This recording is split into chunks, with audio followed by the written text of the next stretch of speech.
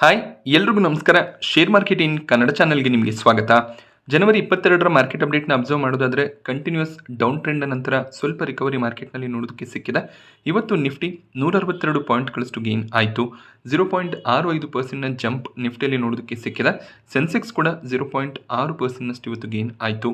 Bank ನಿಫ್ಟಿಯಲ್ಲಿ ಕೂಡ ಒಳ್ಳೆ ಒಂದು ರಿಕವರಿ ನೋಡೋದಕ್ಕೆ ಸಿಕ್ತು. 0.8% ಬ್ಯಾಂಕ್ ನಿಫ್ಟಿ ರಿಕವರ್ ಆಯಿತು. Nifty IT index small cap mid cap ಸ್ಟಾಕ್ಗಳಲ್ಲಿ ಕೂಡ ಒಳ್ಳೆ ಒಂದು ಬೈಯಿಂಗ್ ಇವತ್ತು ಎಮರ್ಜ್ ಆಗಿದೆ. ಆಲ್ಮೋಸ್ಟ್ ಎಲ್ಲ ಇಂಡೆಕ್ಸ್ಗಳು ಪಾಸಿಟಿವ್ ಆಗಿ ಇತ್ತು. ಹಾಗೆ ಎಲ್ಲ ಸೆಕ್ಟರ್ಗಳಲ್ಲಿ ಕೂಡ ಪಾಸಿಟಿವ್ ಮೊಮೆಂಟಮ್ ನೋಡೋದಕ್ಕೆ ಸಿಕ್ಕಿದೆ. ಸೊ ಕಂಟಿನ್ಯೂಸ್ ಡೌನ್ ಟ್ರೆಂಡ್ನ ನಂತರ ಸ್ವಲ್ಪ ಮಟ್ಟಿಗೆ ರಿಕವರಿ ಮಾರ್ಕೆಟ್ನಲ್ಲಿ ನೋಡೋದಕ್ಕೆ ಸಿಗ್ತದೆ. ಸೊ 25,300 ಲೆವೆಲ್ನ ಮೇಲ್ಗಡೆ ನಿಫ್ಟಿ ಕ್ಲೋಸಿಂಗ್ ಅನ್ನು ಕೊಟ್ಟಿದೆ. ಇದೇ ಒಂದು ಮೊಮೆಂಟಮ್ ಸಸ್ಟೈನ್ ಆದರೆ ಮತ್ತೆ 25,500 ಮೇಲ್ಗಡೆ ನಿಫ್ಟಿ ಟ್ರೇಡ್ ಆಗುವಂಥ ಚಾನ್ಸಸ್ ಇರುತ್ತೆ. ಆ ಒಂದು ರೆಸಿಸ್ಟೆನ್ಸ್ ಬ್ರೇಕ್ ಆದರೆ ಇನ್ನೂ ಹೆಚ್ಚಿನ ಪಾಸಿಟಿವಿಟಿಯ ಎಕ್ಸ್ಪೆಕ್ಟೇಷನ್ ಇರುತ್ತೆ. ಹಾಗೆ ನೆಕ್ಸ್ಟ್ ವೀಕ್ ಬಜೆಟ್ ವೀಕ್ ಕೂಡ ಆಗಿರೋದ್ರಿಂದ ಬಜೆಟ್ ಸ್ಟ್ರಾಂಗ್ ಆಗಿದ್ರೆ ಮಾರ್ಕೆಟ್ ಅದಕ್ಕೆ ಪಾಸಿಟಿವ್ ಆಗಿ ರಿಯಾಕ್ಷನ್ಸ್ ಅನ್ನ ಕೊಡ್ಬೋದು. ಸೊ ಮಾರ್ಕೆಟ್ನ ಪಾಸಿಟಿವ್ ಮೊಮೆಂಟಮ್ಗೆ ಸಾಕಷ್ಟು ರೀಸನ್ಗಳು ಕೂಡ ಇದೆ.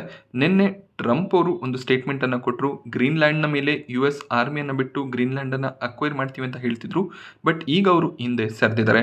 ಸೊ ಯುರೋಪಿಯನ್ ಕಂಟ್ರಿಗಳು ಸ್ಟ್ರಾಂಗ್ ಅಪೋಸಿಷನ್ ಅನ್ನು ಇದಕ್ಕೆ ಮಾಡಿದ್ರು. ಹಾಗೆ ಯುರೋಪಿಯನ್ ಕಂಟ್ರಿಗಳು US ಬಾಂಡ್ಗಳಲ್ಲಿ ಹೆಚ್ಚಾಗಿ ಇನ್ವೆಸ್ಟ್ಮೆಂಟ್ ಅನ್ನು ಮಾಡಿದ್ದಾರೆ. ಹಾಗೆ ಅವರೊಂದು ಥ್ರೆಟ್ ಅನ್ನು ಕೂಡ ಕೊಟ್ಟಿದ್ರು. ಸೊ $12 ಟ್ರಿಲಿಯನ್ ಹೆಚ್ಚಿನ ಇನ್ವೆಸ್ಟ್ಮೆಂಟ್ ಅನ್ನು US ಬಾಂಡ್ಗಳಲ್ಲಿ ಯುರೋಪಿಯನ್ ಕಂಟ್ರೀಸ್ ಮಾಡಿದ್ದಾರೆ. ಅಕಸ್ಮಾತ್ ಗ್ರೀನ್ಲ್ಯಾಂಡ್ನ ಮೇಲೆ US ಏನಾದರೂ ಅಟ್ಯಾಕ್ ಅನ್ನ ಮಾಡಿದಿದ್ರೆ ಈ ಟ್ರೇಡ್ ವಾರ್ ಸ್ಟಾರ್ಟ್ ಆಗ್ತಿತ್ತು. ಅಂದ್ರೆ ಯುರೋಪಿಯನ್ ಕಂಟ್ರಿಗಳು ಬಾಂಡ್ಗಳನ್ನು ಸೆಲ್ ಮಾಡ್ತಿದ್ರು. ಆಗ ಅದು US ಎಕಾನಮಿಯ ಮೇಲೆ ನೆಗೆಟಿವ್ ಇಂಪ್ಯಾಕ್ಟ್ ಅನ್ನ ತರ್ತಿತ್ತು. ಸೊ US ಸ್ಟಾಕ್ ಮಾರ್ಕೆಟ್ಗೂ ಹೆಚ್ಚಾಗಿ ಎಲ್ಲರೂ ಕೂಡ ಬಾಂಡ್ ಮಾರ್ಕೆಟ್ನಲ್ಲಿ ಇನ್ವೆಸ್ಟ್ಮೆಂಟನ್ನು ಮಾಡ್ತಾರೆ. ಬಾಂಡ್ಸ್ಗಳಿಂದ ಕನ್ಸಿಸ್ಟೆಂಟ್ ರಿಟರ್ನ್ಸ್ಗಳನ್ನು ಕೂಡ ಪಡ್ಕೋತಿರ್ತಾರೆ. ಸೊ US ಬಾಂಡ್ಗಳಲ್ಲಿ ಬೇರೆ ಬೇರೆ ದೇಶಗಳು ಕೂಡ ಇನ್ವೆಸ್ಟ್ಮೆಂಟನ್ನು ಮಾಡಿದ್ದಾರೆ. ಯುರೋಪಿಯನ್ ಕಂಟ್ರೀಸ್ ಆಗಿರ್ಬೋದು, ಚೈನಾ, ಜಪಾನ್ ಈ ರೀತಿಯ ಕಂಟ್ರಿಗಳ ಇನ್ವೆಸ್ಟ್ಮೆಂಟ್ ಇದೆ. ಸೊ ಆ ಕಂಟ್ರಿಗಳು ಬಾಂಡ್ಗಳನ್ನು ಕಂಟಿನ್ಯೂಸ್ ಆಗಿ ಸೆಲ್ ಮಾಡ್ತಾ ಹೋದರೆ ಬಾಂಡ್ ಮಾರ್ಕೆಟ್ನಲ್ಲಿ ವೀಕ್ನೆಸ್ ಬರ್ತಿತ್ತು. ಸೊ ಇದರಿಂದ ಟ್ರಂಪ್ ಅವರು ಸ್ವಲ್ಪ ಪ್ರೆಷರ್ಗೆ ಬಂದು ತಮ್ಮ ಒಂದು ಡಿಸಿಷನ್ನಿಂದ ಹಿಂದೆ ಬಂದಿದ್ದಾರೆ. ಹಾಗೆ ಭಾರತದ ಜೊತೆಯಲ್ಲಿ ಟ್ರೇಡ್ ಡೀಲ್ ಅನ್ನು ಕೂಡ ಆದಷ್ಟು ಬೇಗ ಮಾಡ್ತೀವಿ, ಒಳ್ಳೆ ಒಂದು ಟ್ರೇಡ್ ಡೀಲ್ ಸೈನ್ ಆಗುತ್ತೆ ಅಂತ ಕೂಡ ಸ್ಟೇಟ್ಮೆಂಟ್ ಅನ್ನು ಕೊಟ್ಟರು. ಅದು ಇಂಡಿಯನ್ ಮಾರ್ಕೆಟ್ಸ್ಗೆ ಪಾಸಿಟಿವ್ ಆಗಿ ಕನ್ಸಿಡರ್ ಆಗಿದೆ. ಈ ಎಲ್ಲ ರೀಸನ್ಗಳಿಂದ ಸ್ವಲ್ಪ ಮಟ್ಟಿಗೆ ರಿಕವರಿ ಮಾರ್ಕೆಟ್ನಲ್ಲಿ ನೋಡೋದಕ್ಕೆ ಸಿಕ್ತು. ಹಾಗೆ ಗೋಲ್ಡ್ ಮತ್ತು ಸಿಲ್ವರ್ ಪ್ರೈಸ್ನಲ್ಲಿ ಕೂಡ ಸ್ವಲ್ಪ ಮಟ್ಟಿಗೆ ಕರೆಕ್ಷನ್ ನೋಡೋದಕ್ಕೆ ಸಿಕ್ಕಿದೆ. ಟ್ರಂಪ್ ಅವರು ಯುರೋಪ್ನ ಕಂಟ್ರಿಗಳ ಮೇಲೆ ಟ್ಯಾರಿಫ್ಸ್ ಅನ್ನು ಹಾಕ್ತೀನಿ ಅಂತ ಹೇಳಿದ್ರು. ಅದರಿಂದ ಕೂಡ ಸ್ವಲ್ಪ ಪ್ರೆಷರ್ ಕ್ರಿಯೇಟ್ ಆಗಿತ್ತು. ಹಾಗೆಯೇ ಗ್ರೀನ್ಲ್ಯಾಂಡ್ನ ಮೇಲೆ ಅಟ್ಯಾಕ್ ಏನಾದರೂ ಬಂದಿದ್ದರೆ ಅದು ಗೋಲ್ಡ್ ಮತ್ತು ಸಿಲ್ವರ್ ಪ್ರೈಸಸ್ಸನ್ನು ಇನ್ನಷ್ಟು ಇನ್ಕ್ರೀಸ್ ಮಾಡ್ತಿತ್ತು. ಬಟ್ ಈಗ ಪರಿಸ್ಥಿತಿ ಸ್ವಲ್ಪ ಸುಧಾರಿಸಿರೋದ್ರಿಂದ ಗೋಲ್ಡ್ ಸಿಲ್ವರ್ ಪ್ರೈಸಸ್ನಲ್ಲಿ ಸ್ವಲ್ಪ ಕರೆಕ್ಷನ್ ಬಂದಿದೆ. ಇದು ಮಾರ್ಕೆಟ್ಸ್ಗೂ ಕೂಡ ಪಾಸಿಟಿವ್ ಆಗಿತ್ತು. ಬಟ್ ಗೋಲ್ಡ್ ಸಿಲ್ವರ್ ಪ್ರೈಸಸ್ ಈ ಲೆವೆಲ್ನಿಂದ ಮತ್ತೆ ರಿಕವರ್ ಆಗುವಂಥ ಪಾಸಿಬಿಲಿಟೀಸ್ಗಳು ಕೂಡ ಇರುತ್ತೆ. ಸೊ ನಿನ್ನೆ ವಿಡಿಯೋನಲ್ಲಿ ಕೂಡ ನಾನು ನಿಮಗೆ ಹೇಳಿದ್ದೆ, ಗೋಲ್ಡ್ ಸಿಲ್ವರ್ನಲ್ಲಿ ಒಂದೇ ಬಾರಿಗೆ ಲಮ್ಸಮ್ ಇನ್ವೆಸ್ಟ್ಮೆಂಟನ್ನು ಮಾಡಬೇಡಿ, ಬೇಕಿದ್ರೆ ಸ್ವಲ್ಪ ಇನ್ವೆಸ್ಟ್ಮೆಂಟನ್ನು ಮಾಡ್ಬೋದು. ಈ ರೀತಿಯ ಕರೆಕ್ಷನ್ಸ್ ಬಂದಾಗ ಇನ್ವೆಸ್ಟ್ ಮಾಡ್ತಾ ಹೋದಾಗ ಒಳ್ಳೆ ರಿಟರ್ನ್ಸ್ ಸಿಗುವಂಥ ಚಾನ್ಸಸ್ಗಳು ಕೂಡ ಇರುತ್ತೆ. ಹಾಗೆಯೇ ಗೋಲ್ಡ್ಮನ್ ಸ್ಯಾಕ್ 2026ರ ಗೋಲ್ಡ್ ಟಾರ್ಗೆಟ್ಸನ್ನು 10% ಇನ್ಕ್ರೀಸ್ ಮಾಡಿದ್ದಾರೆ. ಪ್ರತಿ ಔನ್ಸ್ ಗೋಲ್ಡ್ ಪ್ರೈಸಸ್ $4,900 ರೀಚ್ ಆಗ್ಬೋದು ಅಂತ ಅವರು ಪ್ರಿಡಿಕ್ಟ್ ಮಾಡಿದ್ರು. ಅದನ್ನು ಈಗ $5,400ಗೆ ಇನ್ಕ್ರೀಸ್ ಮಾಡಿದ್ದಾರೆ. ಅಂದರೆ ಗೋಲ್ಡ್ ಪ್ರೈಸಸ್ ಇನ್ನಷ್ಟು ಇನ್ಕ್ರೀಸ್ ಆಗುವಂಥ ಎಲ್ಲ ಪಾಸಿಬಿಲಿಟೀಸ್ ಇರುತ್ತೆ. ಹಾಗೆ ಸಾಕಷ್ಟು ಗ್ಲೋಬಲ್ ಮಾರ್ಕೆಟ್ಸ್ಗಳಲ್ಲಿ ಕೂಡ ಒಳ್ಳೆ ಒಂದು ಪಾಸಿಟಿವ್ ಸೆಂಟಿಮೆಂಟ್ ಇವತ್ತು ನೋಡೋದಕ್ಕೆ ಸಿಕ್ಕಿದೆ. ಇಂಡಿಯನ್ ಮಾರ್ಕೆಟ್ ಕೂಡ ಪಾಸಿಟಿವ್ ಆಗಿನೇ ರಿಯಾಕ್ಟ್ ಮಾಡಿದೆ. ಹಾಗೆ ಯಾವಾಗೆಲ್ಲ ಭಾರತ ಮತ್ತು US ನಡುವೆ ಟ್ರೇಡ್ ಡೀಲ್ ಆಗುತ್ತೆ ಅನ್ನುವಂಥ ನ್ಯೂಸ್ ಬರೋದಕ್ಕೆ ಸ್ಟಾರ್ಟ್ ಆಗುತ್ತೆ, US ಮೇಲೆ ಡಿಪೆಂಡೆನ್ಸ್ ಹೊಂದಿರುವಂಥ ಇಂಡಿಯನ್ ಕಂಪನಿಗಳ ಸ್ಟಾಕ್ನಲ್ಲಿ ಒಳ್ಳೆ ಒಂದು ಮೊಮೆಂಟಮ್ ನೋಡೋದಕ್ಕೆ ಸಿಗುತ್ತೆ. ಅವಂತಿ ಫೀಡ್ಸ್, ಗೋಕುಲ್ದಾಸ್ ಎಕ್ಸ್ಪೋರ್ಟ್ ಈ ರೀತಿಯ ಸ್ಟಾಕ್ಗಳು ಇವತ್ತು ಸ್ಟ್ರಾಂಗ್ ಆಗಿ ಟ್ರೇಡ್ ಆಗಿದೆ. ಸೊ ಟ್ರೇಡ್ ಡೀಲ್ ಸೈನ್ ಆದರೆ ಈ ಸ್ಟಾಕ್ಗಳಲ್ಲಿ ಇನ್ನೂ ಹೆಚ್ಚಿನ ಪಾಸಿಟಿವ್ ಸೆಂಟಿಮೆಂಟ್ನ ಎಕ್ಸ್ಪೆಕ್ಟೇಷನ್ ಇರುತ್ತೆ. ಟ್ರೇಡ್ ಡೀಲ್ನ ಪಾಸಿಬಿಲಿಟೀಸ್ ಕಡಿಮೆ ಆಗ್ತದೆ ಅಂತ ಬಂದಾಗ ಈ ಸ್ಟಾಕ್ಗಳು ನೆಗೆಟಿವ್ ಆಗಿ ರಿಯಾಕ್ಟ್ ಮಾಡುತ್ತೆ. ಸೊ ಟ್ಯಾರಿಫ್ ಬೇಸಿಸ್ ಮೇಲೆ ಹಾಗೆಯೇ ಟ್ರೇಡ್ ಡೀಲ್ ಬೇಸಿಸ್ ಮೇಲೆ ಈ ಸ್ಟಾಕ್ಗಳೀಗ ಟ್ರೇಡ್ ಆಗ್ತಾ ಇದೆ. ನಿಫ್ಟಿಯ ಟಾಪ್ ಗೇನರ್ಸ್ ಮತ್ತು ಲೂಸರ್ಸ್ ಅನ್ನು ಅಬ್ಸರ್ವ್ ಮಾಡಿದಾಗ ಡಾಕ್ಟರ್ ರೆಡ್ಡಿಸ್ ಲ್ಯಾಬ್ ಇವತ್ತು ಟಾಪ್ ಗೇನರ್ ಆಗಿತ್ತು. 5%ಗೂ ಹೆಚ್ಚಿನ upside doctor Reddy's lab stock ಪ್ರೈಸ್ನಲ್ಲಿ ನೋಡೋದಕ್ಕೆ ಸಿಕ್ಕಿದೆ. ನಿನ್ನೆ ಕಂಪನಿ ತಮ್ಮ ರಿಸಲ್ಟ್ಸ್ ಅನ್ನು ಡಿಕ್ಲೇರ್ ಮಾಡಿದ್ರು. ಇವರ profits year on year 14% fall ಆಗಿದೆ. 1,200 ಕೋಟಿ ಪ್ರಾಫಿಟ್ಸ್ ಅನ್ನು ಡಾಕ್ಟರ್ ರೆಡ್ಡಿಸ್ ಲ್ಯಾಬ್ ಡಿಕ್ಲೇರ್ ಮಾಡಿದರೆ ಲಾಸ್ಟ್ ಇಯರ್ಗೆ ಕಂಪೇರ್ ಮಾಡಿದಾಗ ಪ್ರಾಫಿಟ್ ಡ್ರಾಪ್ ಆಗಿದೆ. ಬಟ್ ಬ್ರೋಕರೇಜ್ಗಳ ಎಕ್ಸ್ಪೆಕ್ಟೇಷನ್ ಇದ್ದಿದ್ದು 1,070 ಕೋಟಿ ಅರೌಂಡಲ್ಲಿ ಪ್ರಾಫಿಟ್ಸ್ ಬರ್ಬೋದು ಅಂತ. ಅದಕ್ಕಿಂತ ಒಳ್ಳೆ ಒಂದು ಪ್ರಾಫಿಟಬಿಲಿಟಿಯನ್ನು ಡಾಕ್ಟರ್ ರೆಡ್ಡಿಸ್ ಲ್ಯಾಬ್ ಡಿಕ್ಲೇರ್ ಮಾಡಿದ್ದಾರೆ. ಇದರಿಂದ ಸ್ಟಾಕ್ ಪ್ರೈಸ್ನಲ್ಲಿ ಸ್ಟ್ರಾಂಗ್ ಮೊಮೆಂಟಮ್ ನೋಡೋದಕ್ಕೆ ಸಿಕ್ಕಿದೆ.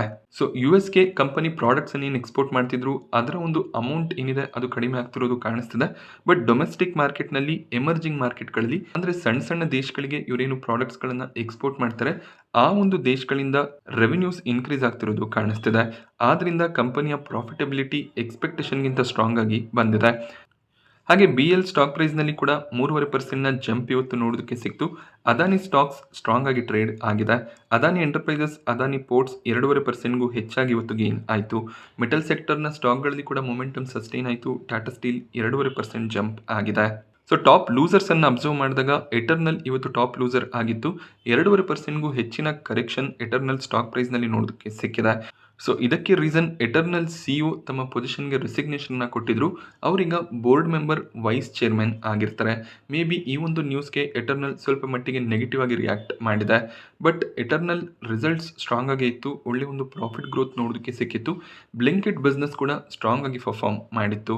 ಬಟ್ CEO ಚೇಂಜ್ ಆದ ರೀಸನ್ನಿಂದ ಸ್ವಲ್ಪ ಸ್ಟಾಕ್ ನೆಗೆಟಿವ್ ಆಗಿ ರಿಯಾಕ್ಟ್ ಮಾಡಿದೆ. ಜಸ್ಟ್ ನ್ಯೂಸ್ ಬೇಸಿಸ್ ಕರೆಕ್ಷನ್ ಆಗಿರುತ್ತೆ, ಮತ್ತೆ ಸ್ಟಾಕ್ ರಿಕವರ್ ಆಗುವಂಥ ಪಾಸಿಬಿಲಿಟಿ ಇದೆ. SBI ಲೈಫ್ ಇನ್ಶೂರೆನ್ಸ್ ಟೈಟನ್ ಕೂಡ 1.5%ನ ಅರೌಂಡಲ್ಲಿ ಇವತ್ತು ಕರೆಕ್ಟ್ ಆಗಿದೆ.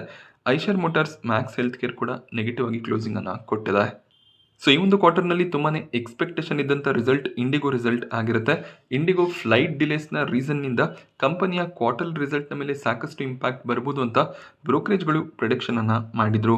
ಸೊ 550 ಕೋಟಿ ಪ್ರಾಫಿಟ್ಸನ್ನು ಇಂಡಿಗೋ ಈ ಒಂದು ಕ್ವಾರ್ಟರ್ನಲ್ಲಿ ಡಿಕ್ಲೇರ್ ಮಾಡಿದರೆ ಇವರ profits year on year 77% fall ಆಗಿದೆ. ಲಾಸ್ಟ್ ಇಯರ್ ಕಂಪನಿ 2442 ಕೋಟಿ ಪ್ರಾಫಿಟ್ಸನ್ನು ಡಿಕ್ಲೇರ್ ಮಾಡಿದ್ರು. ಸೊ ಗೌರ್ಮೆಂಟ್ ಅನೌನ್ಸ್ ಮಾಡಿದಂಥ ಲೇಬರ್ ಕೋಡ್ ರೀಸನ್ನಿಂದ ಕೂಡ ಈ ಒಂದು ಕಂಪನಿಯ ಎಕ್ಸ್ಪೆನ್ಸಸ್ ಸ್ವಲ್ಪ ಇನ್ಕ್ರೀಸ್ ಆಗಿದೆ. ಬಟ್ ಲಾಸ್ಟ್ ಕ್ವಾರ್ಟರ್ನಲ್ಲಿ ಇವರು 2500 ಕೋಟಿ ಲಾಸನ್ನು ಡಿಕ್ಲೇರ್ ಮಾಡಿದ್ರು. ಈ ಕ್ವಾರ್ಟರ್ನಲ್ಲಿ 500 ಕೋಟಿ ಅರೌಂಡಲ್ಲಿ ಪ್ರಾಫಿಟ್ಸ್ ಬಂದಿದೆ. ಸ್ಟಿಲ್ ಪ್ರಾಫಿಟೇಬಲ್ ಆಗಿದ್ದಾರೆ. ಲಾಸ್ ಬರ್ಬೋದು ಅನ್ನೋಂಥ ಒಂದು ಎಕ್ಸ್ಪೆಕ್ಟೇಷನ್ ಇತ್ತು. ಪ್ರಾಫಿಟೇಬಲ್ ಆಗಿರೋದು ಸ್ವಲ್ಪ ಮಟ್ಟಿಗೆ ಪಾಸಿಟಿವ್ ನ್ಯೂಸೇ ಆಗಿರುತ್ತೆ. ಇವತ್ತು ಸ್ಟಾಕ್ 1.5%ನ ಅರೌಂಡಲ್ಲಿ ಗೇನ್ ಆಗಿದೆ. ಮೇ ಬಿ ಈ ಒಂದು ರಿಸಲ್ಟ್ಗೆ ನಾಳೆ ರಿಯಾಕ್ಷನ್ಸ್ ನೋಡೋದಕ್ಕೆ ಸಿಗ್ಬೋದು. ವಾರಿ ಎನರ್ಜೀಸ್ ಕೂಡ ನಿನ್ನೆ ತಮ್ಮ ರಿಸಲ್ಟ್ಸನ್ನು ಡಿಕ್ಲೇರ್ ಮಾಡಿದ್ರು. ಸ್ಟ್ರಾಂಗ್ ರಿಸಲ್ಟ್ಸ್ ನೋಡೋದಕ್ಕೆ ಸಿಕ್ಕಿತ್ತು.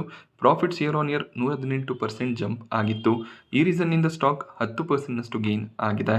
ಸೊ ರೇಲ್ಟೆಲ್ ಕಂಪನಿಗೆ 141 ಕೋಟಿಯ ಆರ್ಡರ್ ಡಿಫೆನ್ಸ್ ಮಿನಿಸ್ಟ್ರಿ ಕಡೆಯಿಂದ ಸಿಕ್ಕಿದೆ.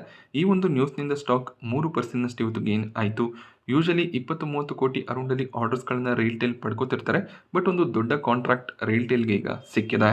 ಬಜಾಜ್ ಕನ್ಸ್ಯೂಮರ್ ಕೇರ್ ಸ್ಟಾಕ್ ಪ್ರೈಸ್ನಲ್ಲಿ ಇವತ್ತು 20%ನ ಜಂಪ್ ನೋಡೋದಕ್ಕೆ ಸಿಕ್ತು. ಈ ಕಂಪನಿ ಕೂಡ ಒಂದು ಸ್ಟ್ರಾಂಗ್ ರಿಸಲ್ಟನ್ನು ಡಿಕ್ಲೇರ್ ಮಾಡಿದರು. ರಿಸಲ್ಟ್ ಸ್ಟ್ರಾಂಗ್ ಆಗಿ ಬರ್ತಿರುವಂಥ ಕಂಪನಿಯ ಸ್ಟಾಕ್ ಪ್ರೈಸ್ಗಳಲ್ಲಿ ಒಳ್ಳೆಯ ಒಂದು ಮೊಮೆಂಟಮ್ ಇದೆ. ನಿನ್ನೆ ಮಾರ್ಕೆಟ್ ವೀಕ್ ಇತ್ತು, ಬಟ್ ಇವತ್ತು ಮಾರ್ಕೆಟ್ ಕೂಡ ಸಪೋರ್ಟ್ ಮಾಡಿದ್ರಿಂದ ಸಾಕಷ್ಟು ಸ್ಟಾಕ್ಗಳು ಪಾಸಿಟಿವ್ ಆಗಿ ರಿಯಾಕ್ಟ್ ಮಾಡಿದೆ. 83% ಇವರ ಪ್ರಾಫಿಟ್ಸ್ ಇನ್ಕ್ರೀಸ್ ಆಗ್ತಿರೋದು ಕಾಣಿಸ್ತಿದೆ. ಸೀಗಲ್ ಇಂಡಿಯಾ ಕಂಪನಿಗೆ NHAI national highway authority of India ಕಡೆಯಿಂದ 2160 ಕೋಟಿಯ ಕಾಂಟ್ರಾಕ್ಟ್ ಸಿಕ್ಕಿದೆ. ಬಿಹಾರ್ನಲ್ಲಿ ರೋಡ್ ಪ್ರಾಜೆಕ್ಟನ್ನು ಮಾಡೋದಕ್ಕೆ ಕಾಂಟ್ರಾಕ್ಟನ್ನು ಕಂಪನಿ ಪಡ್ಕೊಂಡಿದ್ದಾರೆ. ಈ ಒಂದು ನ್ಯೂಸ್ನಿಂದ ಸ್ಟಾಕ್ ಪ್ರೈಸ್ನಲ್ಲಿ 4%ನ ಜಂಪ್ ನೋಡೋದಕ್ಕೆ ಸಿಕ್ಕಿದೆ. ಹಾಗೆ IPOಗಳ ವಿಚಾರಕ್ಕೆ ಬಂದಾಗ ಶಾಡೋ ಫ್ಯಾಕ್ಸ್ನ ಕೊನೆ ದಿನದ ಸಬ್ಸ್ಕ್ರಿಪ್ಷನ್ ಇವತ್ತು ಎಂಡ್ ಆಯಿತು. ಕೊನೆ ದಿನ ಗ್ರೇ ಮಾರ್ಕೆಟ್ ಪ್ರೀಮಿಯಂ 0ಗೆ ಡ್ರಾಪ್ ಆಗಿದೆ. QIB ಕ್ಯಾಟಗರಿಯಲ್ಲಿ ಕೇವಲ 4 ಟೈಮ್ನ ಸಬ್ಸ್ಕ್ರಿಪ್ಷನ್ ಬಂದಿದೆ. ರಿಟೇಲ್ ಕ್ಯಾಟಗರಿ 2.5 ಟೈಮ್ನಷ್ಟು ಸಬ್ಸ್ಕ್ರೈಬ್ ಆಯಿತು. ಹಾಗೆ HNI ಕ್ಯಾಟಗರಿ ಕೂಡ 1.3 ಟೈಮ್ನ ಅರೌಂಡಲ್ಲಿ ಸಬ್ಸ್ಕ್ರೈಬ್ ಆಗ್ತದೆ.